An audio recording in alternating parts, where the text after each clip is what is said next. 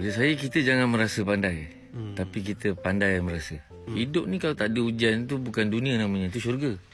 Kalau atap bumbung bocor, jangan kita asyik sibuk lap lantai je.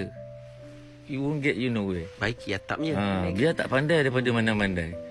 Mak saya pesan biar gila jangan bodoh. It's either you win or you learn. Dalam kejayaan, kita mengejar kejayaan ni, ada orang yang dia memilih dan ada orang yang dia dipilih. Well, God have funny ways of showing things to me. Betul. But I have funny ways showing things to him. Do not be a person of success, but rather be a person of values. Doing what you like is freedom. Betul. Liking what you do is happiness.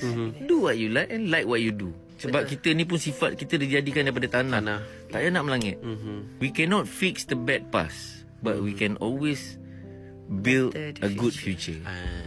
Making mistake is better than faking perfection. Oh. Kalau kau tak boleh jadi garam yang masinkan ikan, jangan jadi langau yang busukkan ikan. Orang yang berilmu belum tentu beradab. Orang yang beradab dah tentu berilmu. Betul. Pada saya, kalau kita jatuh kerana manusia, bangunlah kerana Allah.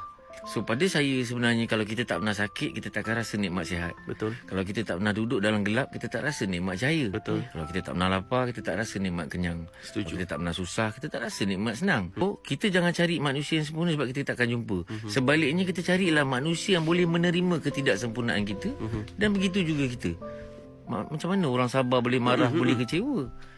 Marahnya orang sabar, berdiam diri. Betul. Kecewanya orang sabar, berlalu pergi. Kadang-kadang macam kita nak berdoa sendiri pun kan, kita berkira masa nak berdoa. Sedangkan Allah sendiri pun tak pernah berkira masa nak dengar doa kita.